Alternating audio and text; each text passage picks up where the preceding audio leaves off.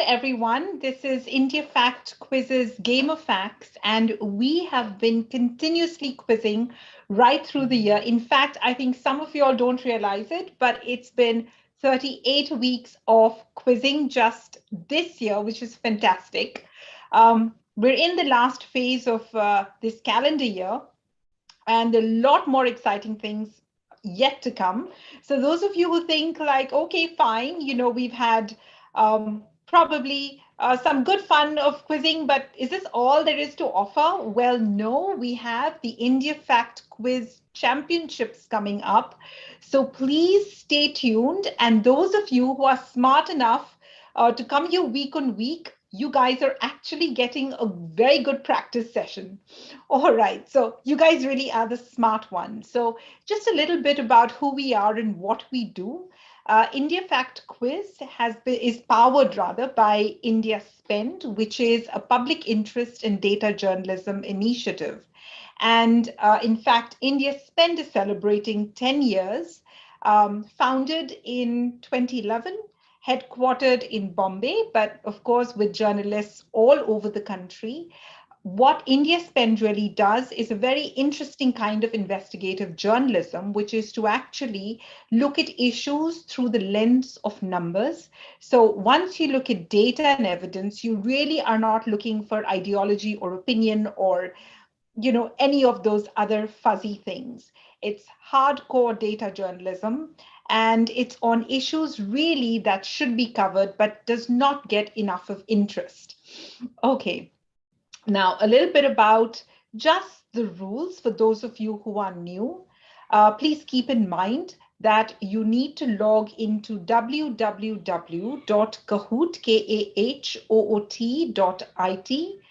Muskan and Meenal have put the game pin in the chat. Just take the game pin and put that in. And you need to just identify yourself and you're good to go. You will see the question on the screen where you see me right now, and you'll also be able to see it on your second device from where you've logged into kahoot.it. Don't worry, if any of you are confused in between, we can always take it a little slow and pause and make sure that you're with us. So yes, and we also have a few practice questions. So once I start the quiz and I share my screen, you will see 3 poll questions. And the idea of having the 3 poll questions is just to get to know you a little more. And it's also to get you familiar with the Kahoot application, which is very simple. You don't need to download anything, just use the web browser and you're good to go. And what do we have for you at the end of 10 questions? It's a lovely book. It's a very hard-hitting book. It's by Jaideep Hardikar.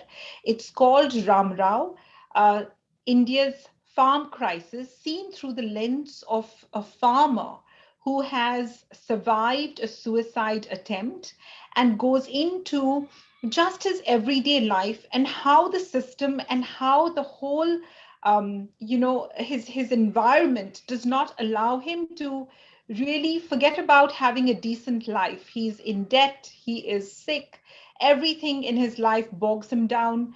It really gives you a perspective into what the agrarian life of India is all about. It will also probably help you understand and empathize a little more with maybe the state of farmers and the people really that feed us. That hand clearly is in need of help.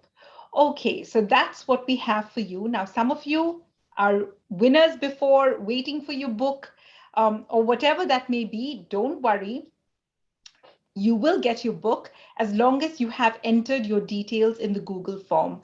Sundaram Singh is asking, what do we have to do? Well, very simple, Sundaram. Just log into kahoot.it, put the game pin in, and that's all. You just need to then fire away and keep answering questions. These questions, by the way, are not general knowledge. They are not out of any book per se. These questions really make you think about things that you see around you. And hopefully after this quiz, if you haven't been doing that already, you probably will observe things around you. That's our whole attempt. And our whole attempt really is to make you think a little more, set your biases and your perceptions aside, and look at data and evidence in the way that it ought to be. All right, so with this, welcome everyone. It's going to be a very, very interesting ride. And yeah, I'm going to share my screen right now, and you will see your numbers on it. Gargi, Ritish Kumar. Hi, Ritish. You always contribute so much to every quiz, and really appreciate your oversight and your comments and your suggestions. Very, very helpful. Pooja, Mayur, Yukta, Stacy, Rohit, Aziz, Vivek, Pratham, Madan, Adit, Mamta, Mukesh, Swati, Nishant, Parisha, Shruti, Anuj, Vishnu, Kostov, Vibhuti, Vanshika, Padmaja, Akhil, Dinesh, Sheetal, Khushi, Radhika, Varun, Adya. Well, you won yesterday. You want to win again today? Go for it. Hi, Darshan. Everyone, it's just so wonderful to see all of you and really appreciate the time you take to just be with us for this quiz. It means a lot. And with that, I'm going to now start the quiz. At the end of the poll questions, please keep in mind, if there are any fence sitters around, you won't be able to log in. So my suggestion would be, come on, quickly join the bandwagon. You've got the game pin. It's 2210770. Join in. And with this, we start this week's quiz. It's really the 2nd of October, a very special day today. And here is our first poll question. This is a multi-select, and we're asking you what your favorite season is. We don't have a lot of choice. We have winter, a small bit. We have monsoon, summer, and I would say the festive season. So which one is your favorite?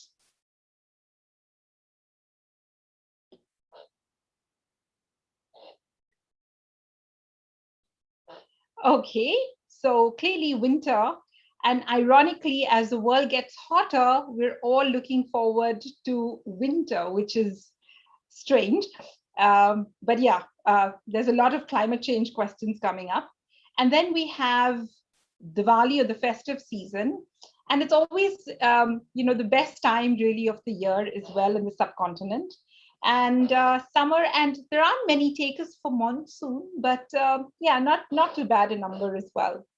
Okay, the next question. Again, a multi-select. Where would you like to go on a road trip? And we have given you options. We've decided your holiday for you.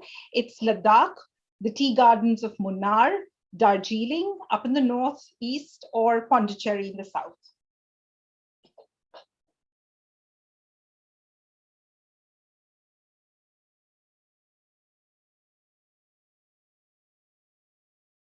Okay, so clearly Ladakh is a winner here. And then we have Darjeeling, which is a very interesting place, and then Pondicherry, and then we have Munnar as well. All absolutely gorgeous, beautiful places in the country. Okay, and next up, we have our very famous word cloud, and we want to know what your dream or holiday destination is. Go ahead, put in the Maldives and put in the Paris and the New Yorks and wherever you can go this evening. If you weren't here, where would you rather be? It could be just anywhere in the world.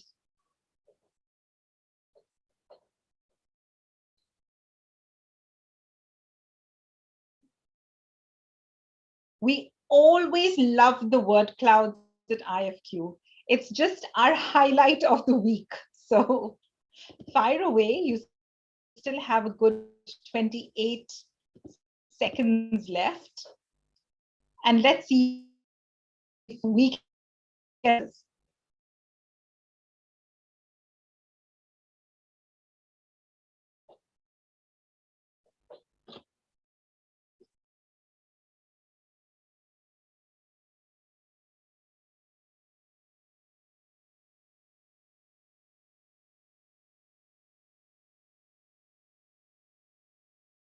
Oh my gosh. Okay, so from Japan and Norway to the US, Paris, Switzerland, Maldives, Bali, London, Canada, Port Blair, New York, Taj Mahal, that's a very nice option. Seychelles, yes. Italy, Venice, Kyoto, Alaska, India, of course, Kedarnath, Budapest. It is looking like a very busy holiday season. Scotland, Mahabaleshwar, yes, of course, Australia. Fantastic. Thank you all so much.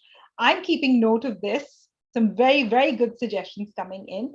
And with this, we end the poll questions and we get into this week's quiz. As always, we have true or false. You get 20 seconds, multiple choice questions, 30 seconds, and then you have just one puzzle question this week. So I do hope it's going to be a little more interesting, which gives you a minute to solve.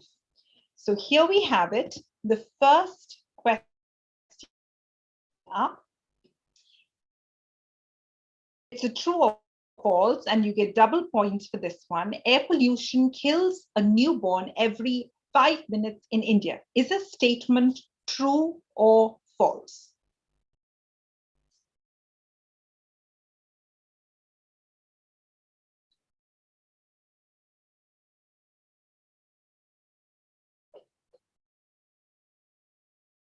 So 38 of you got it right. Yes, it is proven that within 1 month of birth, we have very young babies that are falling prey to air pollution. And this is really a menace that is affecting a huge number of Indians, and the number seems to increase as the years go by. The Indo-Gangetic belt clearly is a big culprit in contribution to air pollution. All right, the scoreboard. So it's Darshan, Yukta, Messi, Madan, and Vinod on the scoreboard. Darshan's kind of opened the innings. That's a very favorite popular thing that he does. Darshan, I hope you hang in there a little longer. All right, so the next question coming up. The Indian government declares a heat wave when temperatures observed over a 2-day period are 2.5 degrees above the normal temperature, 4.5 degrees above normal temperature, 6.5 degrees above normal temperature, or 1.5 degrees above normal temperature. There is a very clear way of calculating whether a place is reeling under a heat wave, and we're asking you, it's by how many degrees? So 19 of you got it right. And the standard is that any place that observes a temperature that is 4.5 degrees above the normal temperature is declared as an area that is reeling under heat wave. And then there is a government protocol that sets in once a place is declared as being under heat wave. And we are seeing a lot of places that are actually showing very abnormally high temperatures, especially in summer. In fact, we also have a lot of people who die because of heat waves. And with this question, Darshan's kind of dropped out of the scoreboard. I'm sure he's going to make his entry in again, but Vinod is now leading, followed by Gargi, Udit, hi Udit, Bharat, and Padmaja. Udit, I think you would do a fantastic review of Ramrao, so try really hard for it. All right. True or false? India's economic losses due to climate change are the second highest in the world. Is this statement true or false?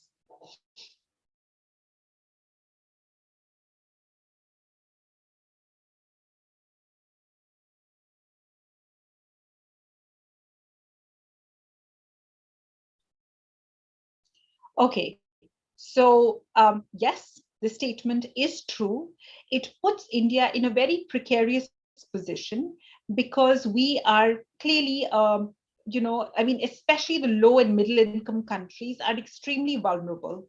Well, yes, climate change affects everybody, but especially when you are a low middle income country, the shock that comes with climate change is not just it's not just devastating, it's crippling. It sets you back literally decades in terms of your own progress. All right, and we'll see what's happened to the scoreboard here. So Bharat Raghavan is now in the lead, followed by Udit, Padmaja, Rahul, and Avi. Okay, and with this question, Khushi is the highest climber, but we still have a few questions more to go. This one is a true or false, and you get double points for this. India is the world's largest producer, importer, and consumer of coal.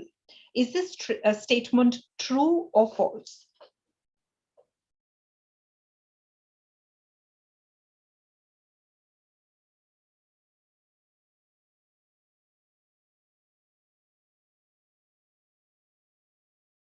So 30 of you got it right.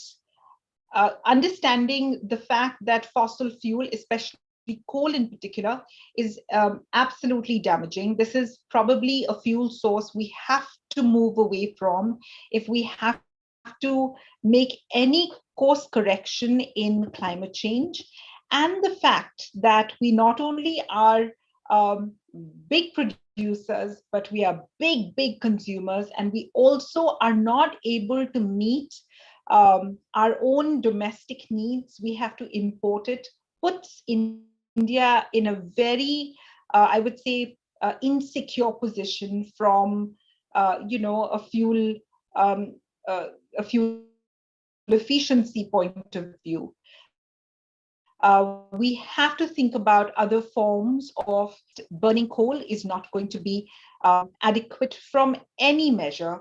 Not only has India, in fact, while the rest of the world, or at least the developed countries, are moving away from coal, India is actually looking at adding more coal mines, which means that by 2030 we want to get 50% of our energy that is generated from coal, which is probably a very not the smartest way of looking at it. If we were to follow probably the Scandinavian countries, or we had to follow the other countries where they're going for more solar power, hydro, that's probably a more sustainable way as opposed to focusing just on coal.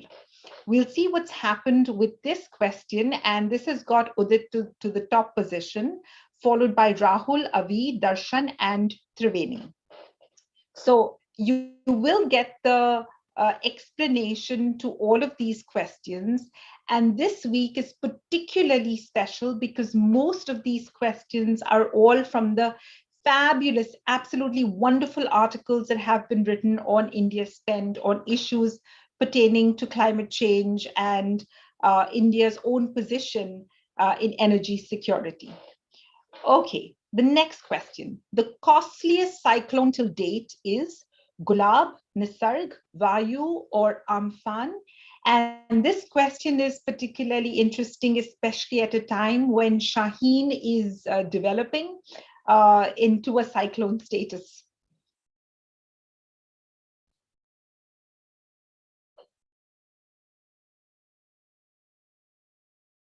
Okay, I think no two ways about it. Amphan was devastating, and it really has cost a tremendous amount of money, $13 billion. It is price tag. So literally, what we have to understand is that all of these climate disasters come with a certain price tag, and this price tag is so staggering that it really is something that should ideally make us take notice and figure out not only how are we going to protect people from dying, but also how are we going to protect the economic shock that comes when you have a natural disaster. Okay, and Udit, Avi, Rahul, Darshan, and now Naresh are in the top five, and then Kishore is, of course, the highest climber. So lots of competition happening today. This is the true or false, and you get double points for this one. In India, women whose economic status equals or exceeds that of their husbands are more likely to face domestic violence. Is this statement true or false? It says the more a woman earns, the more vulnerable she is to domestic violence. Is that true or false? So 30 of you got it correct, and I think it was sort of very close. This is something that really is just staggering, because you would think that more independence, especially financial independence, means that a woman has more agency, she can make more decisions, she has a better social standing, not only in society, but also within her home. But unfortunately, we're seeing over time that this is not the case. Economic independence is not making the life of an Indian woman any easier. And clearly, there is something more that has to be done for things to get better. And definitely, one of the areas that we see time and again are certain policies that need to be in place just to make sure that there is this shift that happens. With this question, we have Udit, Rahul, Darshan, Naresh, and Madan now on the top 5. Getting to the next question, a true or false, and double points for this one. Over the last 40 years, the percentage of men with better education than their wives has increased. Is this statement true or false? We're saying over the last 4 decades, more men, or the percentage of men who are better educated than their wives or spouses has gone up. So the third is, but this is a conundrum, because what is that women are studying much more, and they're studying higher disciplines, they're studying higher courses at a level that we haven't seen in the past. In fact, there are the percentage of men who are more educated than their wives has actually gone down, or it has decreased. And yet we're seeing all of this social upheaval. So there are lots of connecting dots here, but there's the explanation. There's some very good stories and research on this. We're more than happy to share the sources with you, but right now it's Udit, Rahul, Darshan, Naresh, and Mayur. And we get into the next question. Again, double points, so a chance to sort of do course correction.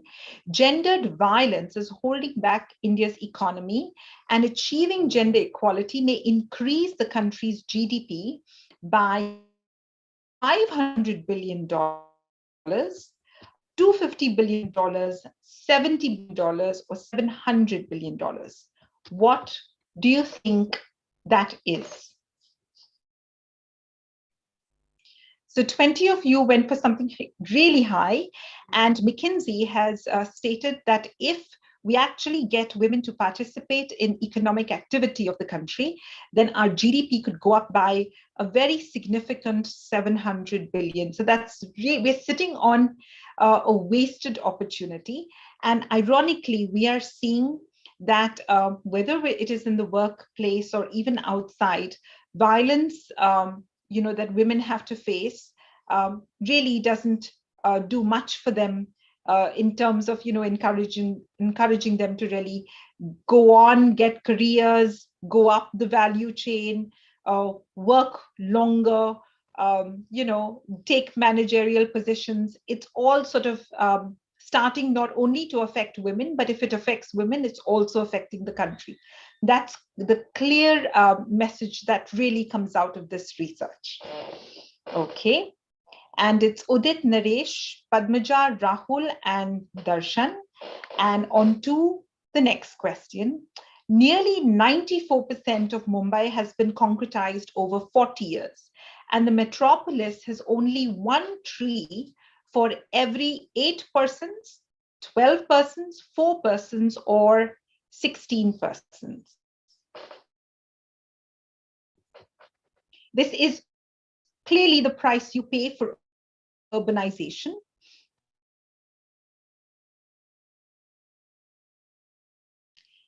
Nine of you went for 4 persons, and you are correct. I think the maximum went for like 1 tree for 16 persons, which it sounds absolutely like idea of hell actually on earth, because the ideal ratio is actually 8 trees for every 1 person. And also there's one area, and we're using Mumbai as an example because Mumbai has had a very recent incident of the RA forest relocation. There were about some 2,500 odd thereabout trees that were apparently transplanted. And interestingly, under the direction of the High Court, there was an investigative team that was formed to go back and understand out of those trees that were transplanted, how many of them survived.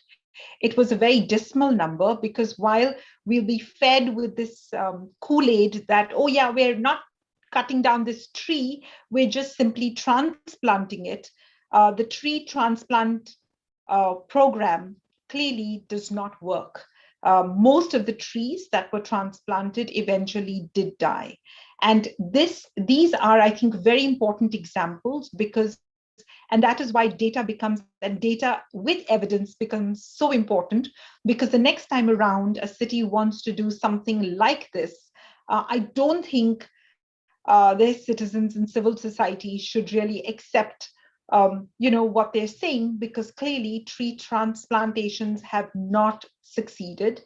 And instead of having 8 trees for one person, we're at a situation where it's one person for 4, or rather one tree for 4 persons.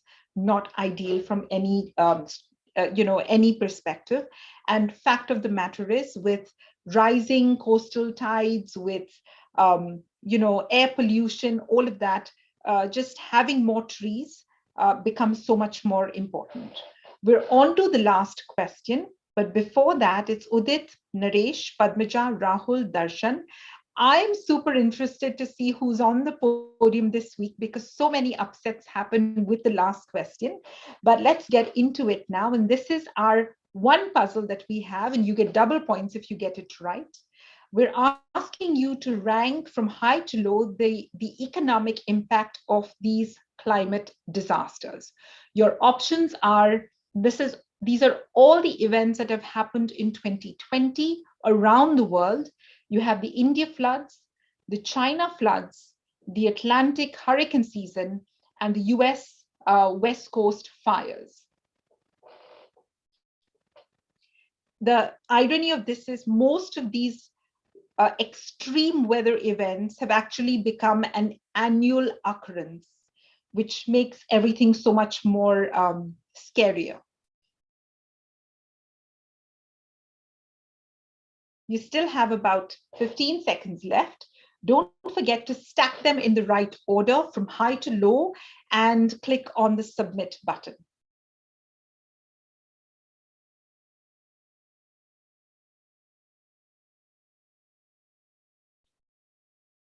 So here we have it.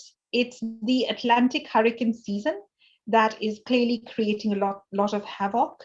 I think it's about $41 billion. That is the cost. And then you have the China floods, followed by the US West Coast fires, and then India's floods cost. And we're not including the cyclone. So that's a different thing. We're just talking about India's floods cost us $10 billion. So it's a colossal waste of money. And clearly for something that we all need to really put our heads together. And this is, I think, something that has to be led by the youth, by young people, because this is your planet. The generations before you, unfortunately, have messed it enough and not thought about the future. And if there's anyone who's going to do that, it's going to be you. Some very hard decisions, but I think climate change is not something we can ignore anymore. And with that, we come to the end of this quiz. We'll take a look at the podium. In the number 3 spot, we have Mamta. That's a surprise. In the number 2 spot, we have Naresh. And in the number 1 spot, we have Udit, who's going to be doing the review of Ramrao by Jaideep Hardikar. And well, that's all we have for this week.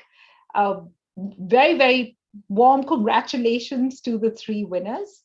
Please put your names and your details in the Google form, which is circulated at the end of this quiz. Don't forget, we're going to be announcing our IFQ 2021 championships. It's going to be very exciting. So please stay tuned. And what we're planning to do next week is a little bit of a change. So just hang in there, follow us on Instagram, Facebook, Twitter, wherever we are. You'll see what the change is. And yeah, take care, everyone. Stay safe. The pandemic is not over, but looks like it's the deadliest sting is done with. So just hang in there a little longer. Everything's going to be fine really soon. And IFQ championships are going to be announced very soon as well. So yeah, any interesting news happening in your city, in your lives, write to us at connect@indiafactquiz.com. We're extremely inquisitive people and we want to know what you're up to. So thank you all so much and see you very, very soon. It's what? Another week, and we'll be back at the same time in the same place. Thanks, everyone.